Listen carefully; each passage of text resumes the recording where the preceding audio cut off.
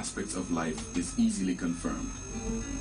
The River Gambia provides nutritious delicacies as food, while it provides its wildlife a balanced ecosystem. This river, as a sanctuary, is committed to its inhabitants' needs without season. And as you travel along, all these values are replicated in one company, Elton. Just like the River Gambia, leads in its commitment to values that matter most. Elton,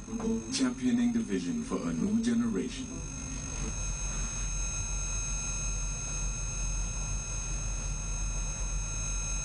Good evening, viewers. Welcome to the weather segment. We experience a warm and sunny atmosphere in the afternoon across the country, whilst the satellite picture indicates convective activities over Mali, likewise Gulf of Guinea states, the central and eastern parts of Africa. Elsewhere indicates stable conditions. Tonight will be partly cloudy, relatively cool and slightly hazy across the country, becoming warm over the inland areas. Tomorrow morning, we expect these conditions to persist, becoming warm in the afternoon. Wind flow will vary between northeasterlies and southwesterlies in orientation, and the speed will vary between 10 to 20 kilometers per hour. Minimum temperatures will be 21 degrees Celsius over the Greater Banjul areas, 22 over the West Coast region, 23 over North Bank, 24 degrees Celsius over Lower River, while Central and Upper River will record 25 degrees Celsius. Maximum temperatures will be 33 degrees Celsius over the Greater Banjul areas, 37 over the West Coast region, 39 over North Bank, and it will be warmer as you go further inland with 40 and 41 degrees Celsius respectively. Low tides will be 0.3 meters at 7:25 a.m. and also at 8:18 p.m. High tides will be 1.5 meters at 1:45 a.m. and 1.8 meters at 2:08 p.m. The sun will rise at 26 minutes to 7 in the morning and will set at 7:30 in the evening. Thanks for the pleasure of your company, and do have a wonderful evening.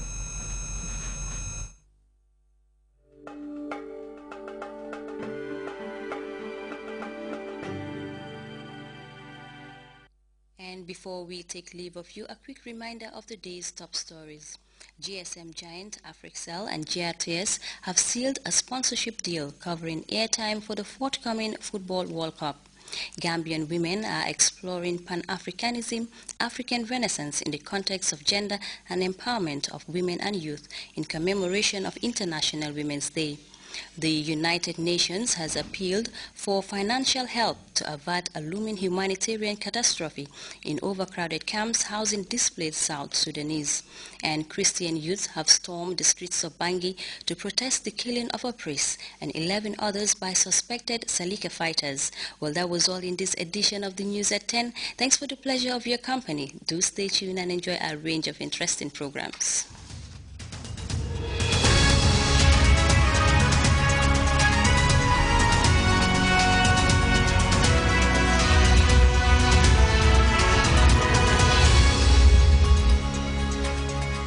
Assalamualaikum bokki Gambia bokki juliti yi ñoo toppa ci GRTS ci jamono ji ci biir réew mi fii ak bitim réew gannaaw bañ leen nuyoo ci turu islam ne asalaamualeykum wa rahmatullahi taala wa barakatuhu. ñu ngi leen di tatagal ci jotaay diinul islam boo xam ne ni yéebaane la di programme bu am solo loolu moo di lan moo di at mu jot mawlud nabi di gàmm goo xam ne ni ñi di njobooti ndéem si àlla si alhaaji Seemaan Diouf nekk ci kóoloolu ci tundi KMC dinañ koy def moom ngeen janook nii yal na yàlla yokka leeram góor googu leen déddu na waaye terewut jiwu baax moom du fi jeex looloo tax nag njoboot gi ñëwaat nañ fi nañ ko baaxoo daan defee rek gàmmo gi nga xam ne ni dañooy def kóolooli su neexee yàlla ajuma bii di ñëw la ci kóolooli ci tundi KMC oo nañ ci ñëpp nag waaye nettale ci làmmiñi borom la dàqee am nañ fi kii di borom dëkki kóolooli moom ngeen janook nii di alhaaji Abdoulaye Diouf ci turi njoboote njuufeen gi ci kóolooli ñu déglu ko mu li nga xam ne ni moo aju ci oote gàmmo gi Diouf. jërëjëf alaaji Modou ni nga ko waxee noonu la ñun njabooti alaaji ndem si yàlla si Seemaan Diouf ak ay jigéenam ñoo dellusiwaat fii di yéebaane gàmmo gu ñu war a am si ñetta fukki fan si weer wi di weeri mai di tombe bési ajuma mooy ajuma bii ñëw ajuma bii ñëw nii baax na Diouf xam naa yow yaay borom dëkk bi kon nag borom dëkki Kolo la ngi noonu su ubbee jotaay bi rek kon ñëpp ñeme nañ ne dinañ dem ca gàmmo ga waaye nag am nañ fi suñ jigéen di suñ jabar di ajaratu Aida Gueye Diouf ci kër gi la bokk Aida yéen jigéen ñi nag lu nekk rek tabaar fakàlla alhamdulilah seen taxawaay ñëpp dinañ koy gis dinañ koy dégg kon ñu déglu la yow itam ci oote bi balaa ñoo gën a yaatal waxtaan bi. asalaamaaleykum ñu ngi nuyu waa Gambia ak ñi nekkee bitim réew yi ñëpp ni ko Abdoulaye waxee di alkaali noonu la ñu ngi fi toogal juufeen ñëpp di yébaane gaamu famille Seman ak ay jigéenam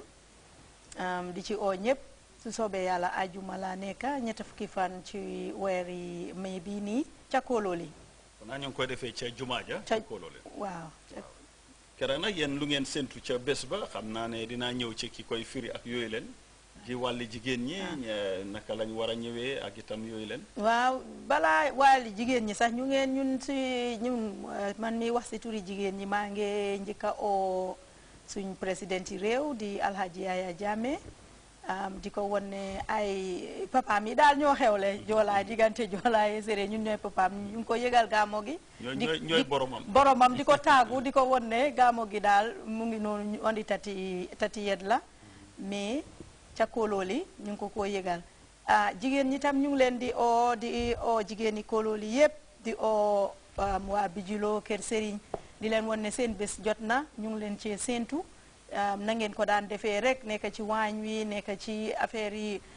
dugga génn bi teral gan ñi tatagal leen yaatal leen génn seen néegi abal leen ñuy gan ñi yaatu daal ñu bégal leen waaw xam na keroog bés ba nag ñu fàttali leen nag ki nga xam ne nii nag moom mooy firi gàmmo ga moo di oustaz Abdoulaye Dramé. waaw ni nga ko waxee noonu la kiy firi gàmmo gi mooy oustaz Abdoulaye Dramé yeneen daayira yi nag nañ fa tase ñi nga xam ne ñoom lañ jagleel bés bi mooy ñi may tudda si nii Alhaji Modou mooy suñ chief patron di Alhaji Maja Sonko chief guest of honor ba dina nekk Alhaji Jibi Diallo special guest Alhaji Mamadou Tro Dabo chief patroness honorable Fatou Mas Diop Ndiaye honorary guest of honor ba mooy Adja Kom Soxna sa Kololi. xam naa ñeneen ñi am nañ fa guest of honor si waaye waxtu bi duñu may ñu lim ko te ñu ngi ko bugg a yaatal waaye rek ñu fàttale ne lii yëpp ñu ngi ko def nag ci kilifteefu ki nga xam ne nii moo di imam ratib bu Banjul di imam Alhaji Cerno Alioune Maska ak itam ki nga xam ne nii moo di imam yi Kololi ngir wax dëgg yàlla moom itam moo jiite diine ji foofu ab Senghor Kunda la nag waaye nag ab séeréer la itam boo xam ne moo jiite diine ji foofu ci Kololi ak mos comité ba fa nekk ñoom lii yëpp ci seen kilifteef la ñaari waxtu ak genn wàll dinañ jàng alxuraanil karim su ko defee nag ki di imam yi Kololi di imam Ousseynou Senghor dina fa jël kàddu ñaanal fa mbooloo mi dina fa ubbi nag di honorable Souleymane Diouf kon nag honorable Souleymane Diouf député la ci Serekunda West ona waa KMC yëpp kum ci tudd ak kum ci tuddul ngeen déggee ko noonu fukki waxtu rek gàmmo ga burda ba dina commencé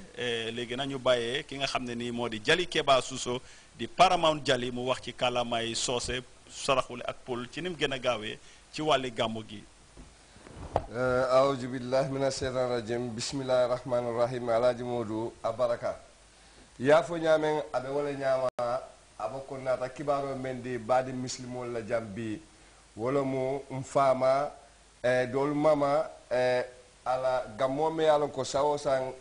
juuf kundankol kakele kololi korda baato jamoɓe damen momo ni ngata ko muslimo le moti nga be invite sina simmaɓe wolum aɓe kala mekaro til tan sabo jumalum aɓe benna wolema ni jumanala tilibulo alquranoɓe karanna sinña jama jikita ko momo maɓe ta ala ɓe ni sola haaju jarolale because sawo sannen ka kijeeto comme yafo ñamen ka bo ministre alla kaji député ol la meo kaji councilol la fen me alon ko ɓe KMC tundo to ani ɓawi bantala e misilimo mbele denta gammola me alon ko si maɓe na misilimiya tunkol kamma même wujin ko ñaton koti wala mo di desk officer ti même marta ñin tundoma e ka ko KMC tundo wala mo honorable Souleymane Diouf ti the right thinking man so ay misilimo be buñato kere ye mabe jumalu